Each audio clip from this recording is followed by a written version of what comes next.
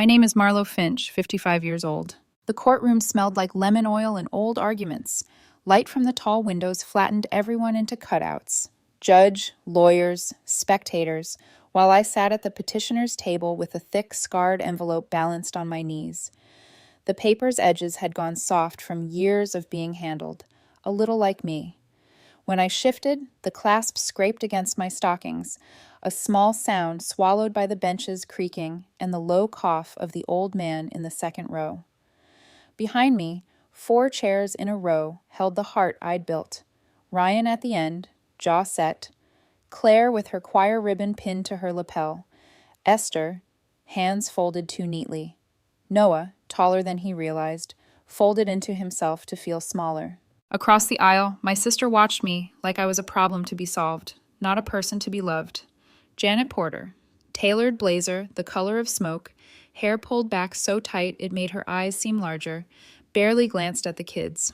Her attorney, Stephen Hart, sat beside her with a pen he clicked 3 times before every sentence, like he was winding himself up. The bailiff announced the case, and Judge Lane's gavel tapped once, crisp as ice cracking. Mrs. Porter alleges that Mrs. Finch has unlawfully kept custody of 4 minors for a period of 10 years, he read, eyes dropping to the papers. Property matters tied to the estate will be considered in a separate proceeding. There it was, set gently on the table like a knife, with the blade turned down, the house. Our parents' brick house on Elm Street, appraised at $300,000, more money than I'd seen at once in my life. The figure had floated through our phone calls with the lawyer, like a balloon nobody wanted to hold. Janet's gaze had a shine to it whenever the address was spoken, a thin gleam that never reached the soft part of her eyes. Your Honor, Hart began, that pen clicking in 3s. My client left her children in Mrs. Finch's care temporarily due to personal hardship. Mrs. Finch then denied reasonable access and retained the children against their mother's wishes. We seek immediate custody and a pathway to reunification. He said temporarily, as if it were a bridge you could cross forever. Beside me, Ms. Thompson, my lawyer, shifted a legal pad a half-inch, a tiny adjustment that meant keep breathing. I pressed my palm against the envelope to stop my hand from shaking. I knew what lived inside. I knew what it could do to a room. Mrs. Finch, the judge said, mild but not soft, you're aware of the seriousness of this petition. Yes, Your Honor, I said, and my voice came out steadier than I felt. I am. The first time I had closed this envelope, 10 years had not yet happened. Now I could feel time under the paper, layered like tree rings. I also felt the bump at the corner where the flap had been reinforced with a piece of clear tape. Under that tape, small and weighty, a brass key lay hidden flat. It pressed like a secret against my thigh through the paper. I'd almost forgotten how cold it could feel even through cardboard. Judge Lane adjusted his glasses. Mr. Hart, you'll proceed. But before we get lost in argument, I have a practical question. He looked at me. He didn't look away. Do they know about this? He nodded at the envelope. The benches rustled. You could hear the air decide to pay attention. I thought of what this contained and what it would mean for the 4 faces behind me. Ryan had learned to fix a leaky faucet with a phone flashlight and a patience he'd never inherited from his mother. Claire collected gold foil candy wrappers in a jar on her dresser because shine made her feel brave. Esther stitched her stuffed bunny's ear with blue thread after the seam split. She'd matched the thread to a ribbon she wore on first days. Noah kept his soccer cleats by the door because he believed in leaving quickly for good things, in case good things only waited if you were fast. Not yet, I said. The courtroom seemed to lean toward me all at once. Hart clicked 3 times. Your Honor, may I remind the court? You may not, Judge Lane said, looking back to me. Mrs. Finch, you understand withholding material information from the minors can complicate their testimony. Material information. Such a clean phrase for such a dirty weight. I looked at Janet. She had a way of arranging her face that was almost kind if you didn't know where to look. Today, kindness sat on her like a cardigan she'd borrowed and didn't intend to keep. She tapped her ring against the table, a restless little metronome, as if counting the beats until the house appeared on paper in her name. When she caught me watching, her mouth softened, and for a second I could pretend we were girls again, barefoot in our parents' kitchen, splitting the last slice of cake with a butter knife. Then the softness slid, and the woman across from me reappeared. I thought about opening the envelope. I thought about holding up the paper with her words in her own hand, the text messages that made a vein in my temple beat, the artifact that sat between a promise and a betrayal. I thought about the small brass key and the lid it once opened, and what I had found on the other side, my father's careful script, our mother's looping peas that looked like swans, the advice they had left like a breadcrumb in case we ever lost ourselves. Protect the children first. The house is only brick. The letter wasn't part of the court file. Ms. Thompson had told me it would be sentiment, not evidence. Still, I felt it like a hand on my shoulder now. Ryan shifted behind me. The wood creaked. In the window glass, I saw our 5 reflections, cut into pieces by the sash, and wondered if we looked like a family to anyone who didn't know us. "Ms. Thompson," the judge prompted. "My client will present what's in the envelope at the appropriate time," she said. Her voice had an edge that had comforted me since the first time she'd sat at my kitchen table and asked how I take my coffee, as if it mattered to justice whether I wanted sugar. "But I'd like to begin with the context Your Honor requested." Hart leaned forward, that pen clicking like static. "The only context we need is that my client is the biological mother, and no court-conferred guardianship." "Counsel," the judge warned. Janet looked down, smoothing a wrinkle that didn't exist from her skirt. She had always hated wrinkles. When we were little, she'd press the hems of her dresses with the iron set too hot and scorch small crescents into the fabric, then cry when our mother noticed. Back then, I'd stand between them, take the blame, say I'd jostled the board by accident. You can love a person with your whole life and still not be able to stand who they become. Behind me, Claire whispered, "Aunt Marlo?" So quietly I almost told myself I wasn't meant to hear. I didn't turn. If I saw her, I would forget how to be still for a few seconds, and that was all they would need to steal the rest. "Mrs. Finch," the judge said again, gentler now, "when I ask if they know about this, I'm asking whether the children have been prepared for what will be presented. Not every truth requires the same timing, but every truth eventually requires air." He had a way of placing words like bricks. I wondered what kind of house he'd built with his. "I understand," I said, and my throat tightened even though I'd had all morning to practice. "I've tried to spare them pain that doesn't heal anything." "Pain avoided is not always pain spared," he said.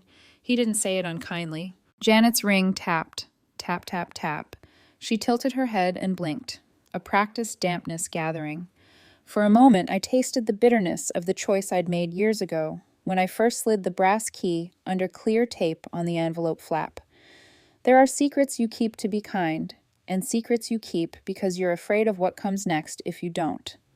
I wasn't ready to decide which kind mine had been. Ms. Thompson rose.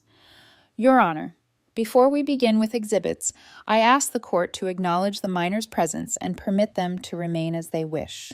Hart stood too. "We object. Exposure to prejudicial material." "Denied," Judge Lane said. "They are not ornaments to be moved in and out at counsel's convenience." A faint laugh, quickly swallowed, rippled across the benches. The old man coughed again. Somewhere in the hall, a copier whirred like a tired insect. I placed the envelope on the table, centering it on the seam where 2 planks of wood met. My hand hovered over the clasp. I pictured rain dripping from our porch roof 10 years ago, making a slow, pewter necklace in the gutter while an engine roared at the curb and carried my sister away. I pictured the kids in my living room that first night, pajamas 2 sizes too small, cornflakes for dinner because I didn't know what else they would eat without crying. I pictured myself on the couch, upright as a sentry, waiting for headlights that never came. Some truths arrive like that, slowly, and then all at once, and then forever. "Mrs. Finch," the judge said, eyes steady on mine, "do they know about this?" The envelope's paper rasped under my fingertips. I felt the outline of the key through the flap, a small tooth against my skin like a promise or a threat. I wasn't sure. "Not yet," I said, and kept my hand exactly where it was. The courtroom went quiet enough to hear the building breathe. In the stillness, I could hear my own heart and, behind me, 4 more. What I did next would be a hinge. Doors swing on hinges. So do houses. So do families. Ms. Thompson nodded almost imperceptibly, and across the aisle, Janet's mouth tightened into something like a smile. I looked past her, past Hart, to the exit sign glowing a hopeful red in its little frame, and then back to the envelope that had waited a decade to be opened in the right room. Proceed, Judge Lane said. I unclasped the envelope. 10 years earlier, Augusta was drowning in rain the color of melted tin when the doorbell rang. I had been halfway through folding laundry, the smell of coffee still warm in the kitchen when the chime split the air like an alarm. My slippers slapped the wood floor as I hurried, expecting maybe a delivery or Betty dropping by. Instead, on the porch stood my sister Janet, hair plastered to her temples, eyes skittering like a bird trapped in glass.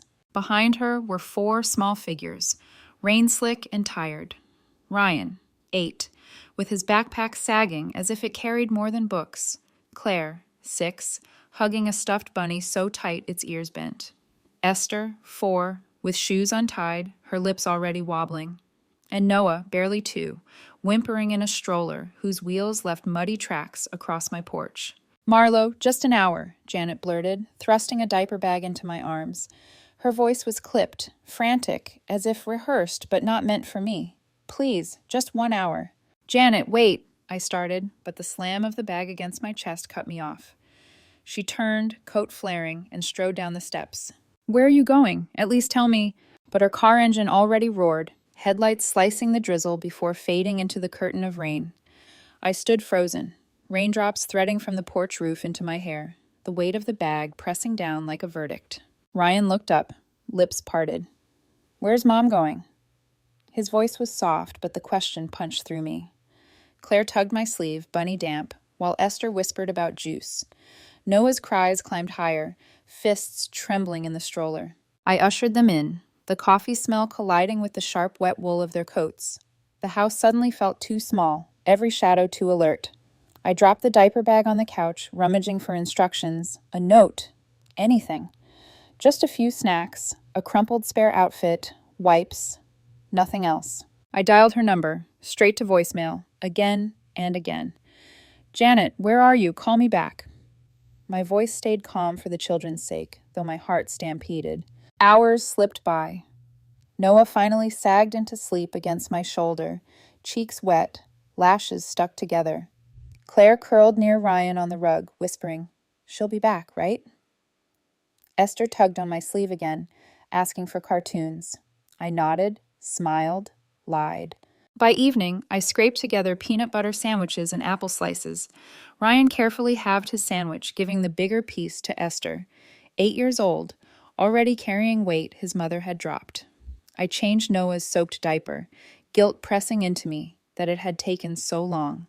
Their clothes were mismatched, rushed into the bag. The longer I stared at the door, the heavier the silence grew. Midnight came. I tucked them into the guest bed. Ryan and Claire pressed shoulder to shoulder. Esther curled around Noah's tiny body. The house creaked like it knew new tenants had arrived.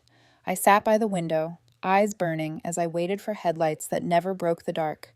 Morning light cracked the blinds, revealing 4 sleepy faces at my table, chewing cereal too quietly. That's when I found it. In the diaper bag, tucked beneath wipes, a note in Janet's messy scrawl. I'll be back soon. Thanks, Marlo. Soon. My chest tightened. I folded the paper until it nearly split at the creases. Outside, Mrs. Leary from across the street shuffled to collect her paper. She paused, squinting at me through the rain-streaked window. Later, she would say she'd noticed a car idling near the corner that night, not Janet's. Didn't get the plate, she'd apologize. But even then, that detail clung to me like a burr. I turned back to the children. Ryan stared at the door as if willing it to open. Claire's bunny dripped on the table. Esther babbled nonsense, trying to cover fear with chatter. Noah reached for me with a sticky hand, warm and trusting. I wasn't their mother, but they were mine now. I knew it as surely as the rain knew the roof. Janet's soon was a lie. Maybe not today, maybe not ever. I picked up the phone, dialing Betty. What do I do? I whispered. Marlo, you've got the biggest heart I know, she said. Do what you do best. Take care of them. I looked at the 4 faces waiting in my kitchen. I made a silent vow. They would not feel abandoned twice. If Janet walked away, then I would stay, even if it meant burying my own plans along with the last of my patience. The weeks that followed blurred into something between survival and ritual.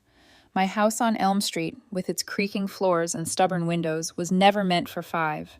Still, it adjusted, stretching to hold our chaos. Ryan and Claire needed school immediately.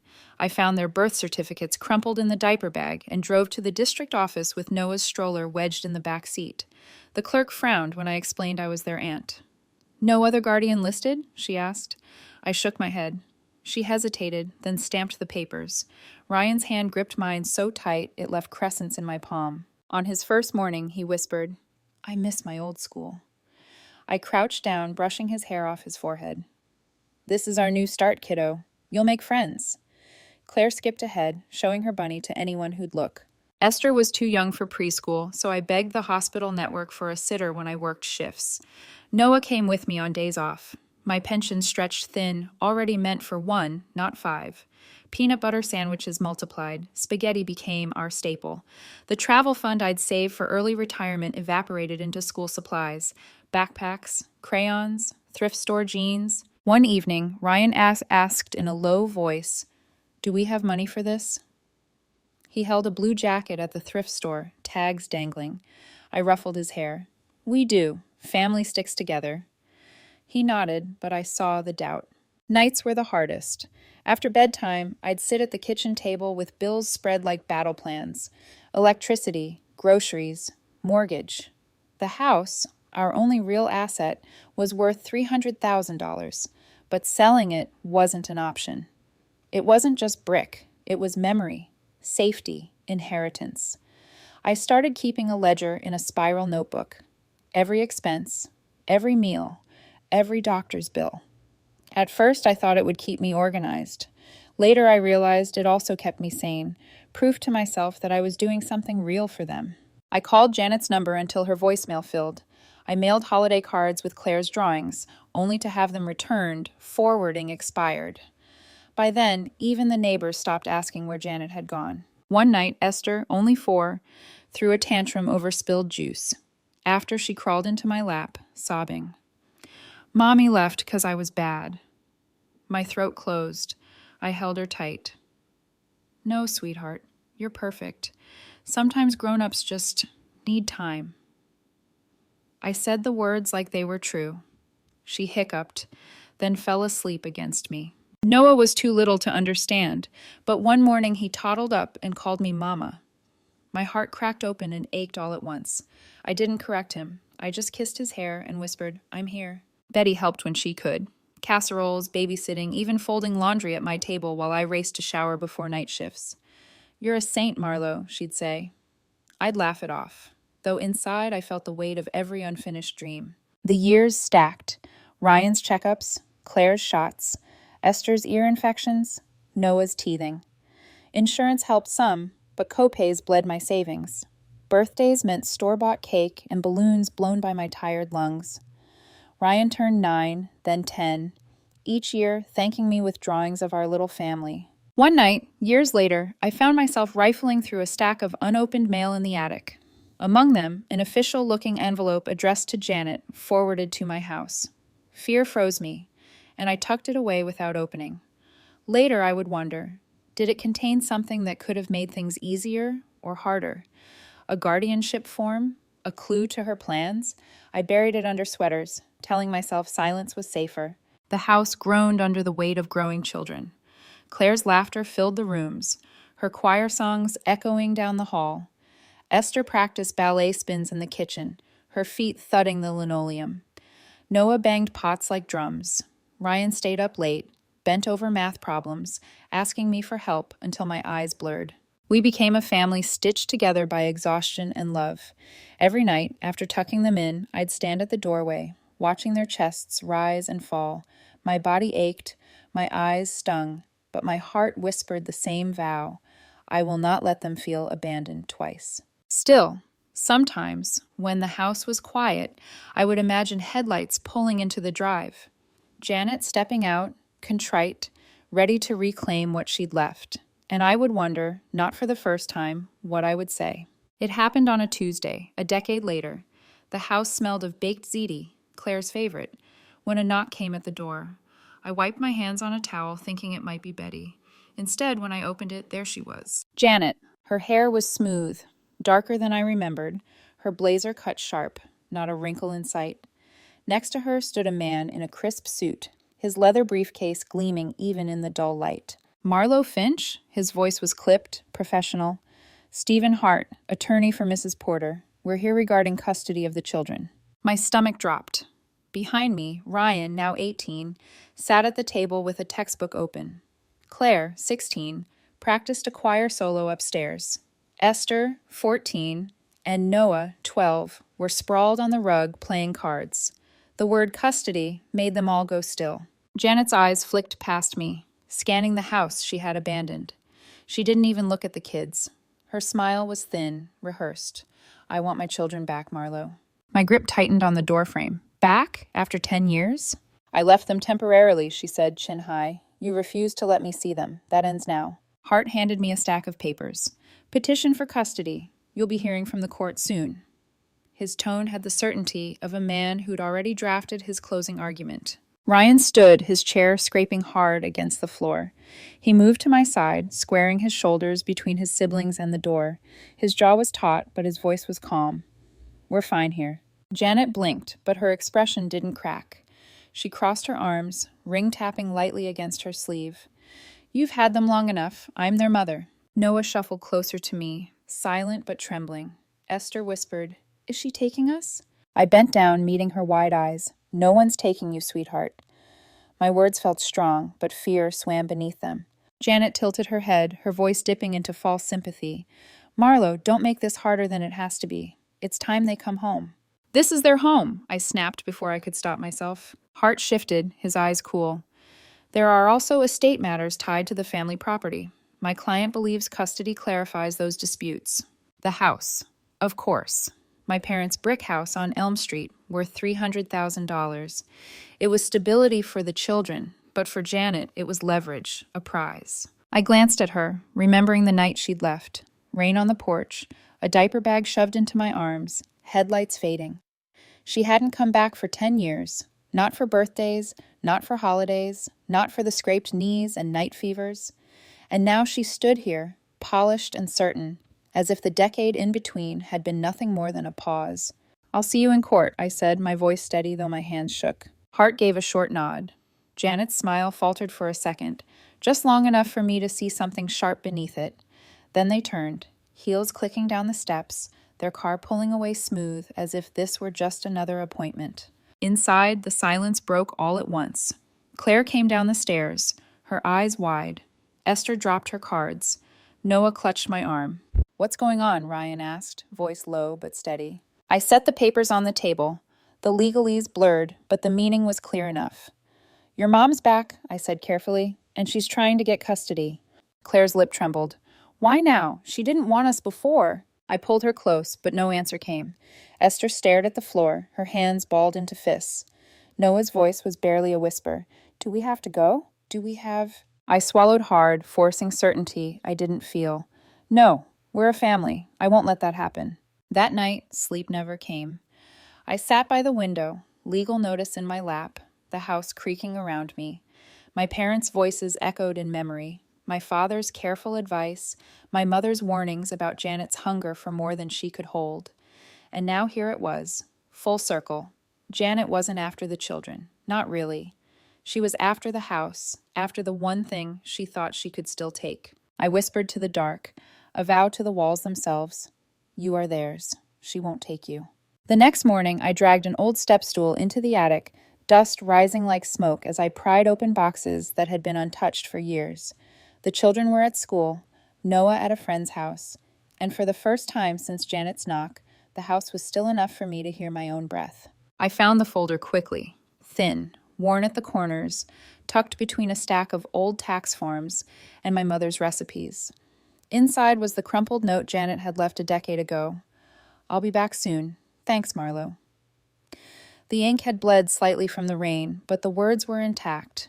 It felt like holding a scar. Beneath it, I discovered something I'd buried deeper, the unopened, official-looking envelope addressed to Janet, but forwarded to my house years ago. My hands shook as I slid it open. Inside was a notarized, half-completed, temporary guardianship form, signed by Janet but never filed. My stomach turned. She had prepared to hand them off formally, then vanished instead. I had hidden the letter in fear, afraid it would be used against me. Now I saw it could be my shield. At the very bottom lay what I had nearly forgotten, the ledger. Page after page, my careful handwriting recorded every grocery trip, every doctor's copay, every thrift store jacket, every field trip fee, proof of sacrifice, or, if twisted, proof of control. I imagined Hart smirking as he waved it in the air. She tracked every penny, Your Honor. She treated them like debt, not children. I placed the ledger aside, conflicted, and picked up the small brass key taped beneath the folder flap. Its teeth were cold against my palm, heavy with memory. I had used it once, years ago, to open a safety deposit box my father had left. Inside had been a letter in his careful hand, my mother's loop scrawled beneath. Protect the children first. The house is only brick. Alongside the letter was a draft addendum to their will, never executed, suggesting the house could be left solely to whichever daughter provided guardianship. I had hidden that too, terrified of the storm it would bring. A voice echoed in my head, Ryan's voice from just the night before. Truth is our best chance. All of it. I closed the folder, heart pounding, and called Betty. She's not after the kids, Betty. It's the house. Always the house. Then show the court the truth, Betty said, her tone iron. Every scrap of it. I'll testify about those first days. I'll swear she dumped them on you. I exhaled shakily. There's more, I admitted. A guardianship form she never filed. A letter from my parents. Things I never told the kids. Betty was silent for a beat. You were scared. That doesn't make you wrong. It makes you human. But I wasn't sure. Secrets, even when meant to protect, grow teeth. That night, I dialed a number I hadn't used in years. Eric Larson, Janet's ex-husband, answered after 3 rings. His voice carried weariness, the kind that comes from a decade of watching from the edges. Eric, it's Marlo. Janet's filed for custody. I need to know if you'll help. He sighed heavily. I'm not surprised. She called me last month asking about property laws. His pause stretched. I still have something. A video she sent me years ago. Drunk, bragging about leaving the kids to start over. Said you'd deal with them. My pulse hammered. Eric, that video could save us. Will you testify? I'll bring it if I have to, he said. Those kids deserve better. After I hung up, I sat at the kitchen table staring at the folder and the brass key. The house creaked above me, the familiar groan of wood that had seen generations. The children slept in their rooms. Ryan bent over college applications. Claire's choir ribbons lined on her wall. Esther's ballet shoes hanging by the door. Noah's soccer ball propped in the corner. The thought struck me. All of it could vanish if I faltered. The ledger, the letter, the form, the key. They could save us or sink us. I pressed the folder flat against the table and whispered to the empty room, all of it. No more hiding. The Augusta courthouse was packed tighter than I expected. Locals filled the benches, whispering behind their hands as though our family had become a play they had bought tickets for. I sat at the respondents' table with Ms. Thompson at my side. The envelope, stuffed now with the note, the guardianship form, the texts, anchored in front of me. Behind me, the kids shifted in their seats, their nerves palpable. Across the aisle, Janet looked polished, her hair swept up, blazer perfect. She glanced at the gallery more often than at her children, as though public opinion mattered more than blood. Stephen Hart sat beside her, clicking that pen 3 times before rising. Your Honor, he began, my client, Mrs. Porter, is the biological mother of these 4 minors. She entrusted them to her sister temporarily, during a time of personal difficulty. For 10 years, Mrs. Finch denied her access and unlawfully retained them. We ask this court to restore custody and allow my client to resume her rightful role. Judge Lane's eyes shifted to Janet. Is that your testimony? Janet stood, smoothing her skirt. Her voice was soft, trembling just enough to sound rehearsed. Yes, Your Honor. I was struggling, but I always intended to come back. My sister refused to let me see them. The words burned like acid. For 10 years she hadn't written a letter, hadn't made a call that wasn't about money, and now she painted herself the victim. Ms. Thompson rose. Your Honor, I would like to submit evidence. She held up the crumpled note. I'll be back soon. Thanks, Marlo. The courtroom stirred. This note was left with the children. Mrs. Porter never returned. In addition, here are text messages from 2015 to 2016 in which Mrs. Porter requests money but makes no inquiry about the children's welfare. Screens lit up with the projected texts. Send me $500. I need cash, not questions. Murmurs rippled. Janet shifted, her mask slipping, lips pressed tight. Furthermore, Ms. Thompson continued, we have here a notarized but unfiled temporary guardianship form, signed by Mrs. Porter herself, showing her intent to relinquish care. She handed it to the bailiff. This undermines her claim that she was denied access. Hart shot up. Your Honor, that form was never filed. It has no legal standing. Perhaps not, Judge Lane said, but it speaks to intent, and intent matters. I dared to look back.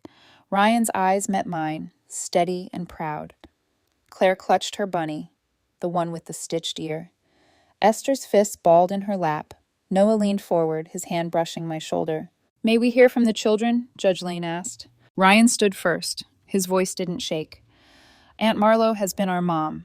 She worked nights, bought us food, paid for school. She never denied anyone. Our real mom left us. Claire's turn. Her hands trembled, but her words were clear. I don't want to go with her. Aunt Marlo is our family. Esther's voice was small but certain. She was never there. Aunt Marlo loves us. Noah's whisper carried through the silence. I only know Aunt Marlo. She's my home. I fought to steady my breath. For a moment, the courtroom seemed to tilt toward us. Then the door creaked open. Heads turned as Eric Larson walked in, shoulders squared, a USB drive in his hand. Janet froze, color draining from her face. Hart leaned in, whispering furiously. Your Honor, Ms. Thompson said quickly, we have a new witness. Eric swore in, then faced the judge. I was married to Janet Porter. Years ago, she sent me this video. I believe it's relevant. The bailiff set up a screen. Ms. Thompson inserted the drive. There she was, Janet, younger, hair loose, in a dimly lit bar. Her laugh was sharp, careless. I'm done with the kids. 4 is too many. I'm starting over. Marlo can deal with them. I just need money to move on. She sipped from a glass, eyes glittering. The house will still be there when I want it. The courtroom erupted. Gasps, whispers, a few muttered curses. Ryan's hand gripped mine. Claire's eyes filled. Esther's head dropped. Noah buried his face against my arm. Judge Lane banged his gavel. Order! His gaze fixed on Janet. Do you deny this video? Her face flushed. I was in a bad place. I didn't mean it. I've changed. But the words rang hollow. Ms. Thompson's voice was quiet but firm. Your Honor, the note, the text, the guardianship form, and now this video all point to abandonment. My client raised these children. She provided stability and love for a decade. To tear them away now would be cruel. Hart tried to rise. Your Honor, this is character assassination. Judge Lane cut him off. Sit down, Mr. Hart. He turned to me. Mrs. Finch, do the children know about this video? The question pierced. My voice caught. Not until now, I admitted. I tried to spare them, but they deserve the truth. Silence pressed down, heavy and unrelenting. I looked at the kids, their faces pale, their innocence bruised but still intact. My father's words echoed, protect the children first. The house is only brick. Judge Lane leaned back, pen tapping against his pad. I've heard enough for today. After reviewing the evidence and testimony, I will render my decision. The gavel struck once, echoing through the room like the closing of a door or the opening of another. The judge's ruling came swift and sharp. Mrs. Janet Porter's claim of denied access is unfounded. The evidence shows clear intent to abandon. Full guardianship is granted to Mrs. Marlo Finch. Custody is settled. The gavel's echo felt like a door slamming and a window opening all at once. Ryan squeezed my hand, strong and steady. Claire exhaled a sob and folded into Esther's shoulder. Noah pressed his face against me, whispering, We're staying? Always, I murmured, pulling them close. Across the aisle, Janet slumped. Her lawyer gathered his papers quickly, avoiding her gaze. She looked smaller than I remembered, shoulders curved inward as though the blazer she'd chosen as armor had turned against her. Her lips moved, and I caught a flicker of words. You hid things too. Then she turned away. Outside, the courthouse air was cool, sharp with the scent of rain. The kids clung to me, the 5 of us, framed under the stone archway. For the first time in years, I let myself breathe. That night, we didn't sit around the table. We sprawled on the living room floor with pizza boxes, laughter bubbling as grease stained the carpet. Ryan teased Esther about her dance shoes. Claire hummed a new song. Noah recounted his soccer goal with dramatic kicks. The house seemed to exhale with us, its old walls warm, creaks turning friendly. But peace never comes without a shadow. 3 days later, I gathered the kids in the kitchen. On the table sat the folder, the brass key resting on top. I need to tell you something, I said. Their chatter stilled. There were things I didn't show you before, things I was afraid would make everything harder. I opened the folder. Inside lay the draft will addendum, never executed, suggesting the house could pass fully to whichever daughter became guardian, and the ledger, pages inked with every expense, every dollar stretched. Proof of love, but also of my fear. Ryan leaned forward, reading silently. Claire's brow furrowed. Esther tapped her finger against the table. Noah tilted his head, trying to understand. I hid these, I admitted, voice thick. Not because I wanted to deceive you. Because I was scared. I thought if Janet knew, she'd have more reason to fight for the house. And I thought if you knew, you'd see me as someone who counted every penny instead of someone who gave everything I had. I was wrong. You deserve the truth. Silence stretched, broken only by the hum of the fridge. Ryan finally nodded. You did what you thought you had to, but I'm glad you told us now. Claire wiped her eyes. It hurts, Aunt Marlo, but you didn't walk away. That's what matters. Esther crossed her arms, voice sharp. Don't keep secrets again. We can handle it.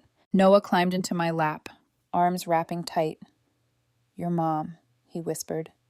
Not Mama by accident, not Aunt Marlo, just Mom. And this time it felt permanent. I held them all, the four of them pressed close, and I knew. Love survives imperfection. Later that week, I sat at the kitchen counter and drafted a letter to Janet. I didn't send it. It said, if you can face the truth without breaking them again, maybe someday supervised visits could happen. But not now. They need peace more than promises. I folded it, slid it into a drawer beneath the brass key, taped inside the cupboard door. A reminder. Secrets won't rule this house again. Months passed. Ryan's acceptance letter arrived. Biology at the University of Maine. Claire's choir solo earned her a standing ovation. Esther twirled across the school gym floor with her dance team, eyes blazing. Noah's soccer team lifted him onto their shoulders after he scored the winning goal. Each milestone felt like a brick added to the home we had built together. Elm Street's old house no longer felt like leverage or liability. It was ours, creaking, imperfect, full of echoes, worth more than $300,000 on paper because it held everything we had fought for. One evening, as the sun slid low and painted the walls gold, Ryan leaned on the fence with me, watching his siblings play. You fought for us, he said simply. You didn't have to, but you did. That makes you our real mom. Tears pricked my eyes, but I let them fall. I looked at my children, my 4 reasons, and whispered the truth I'd carried for 10 years. I wouldn't trade a single fight, not one. The house creaked in agreement.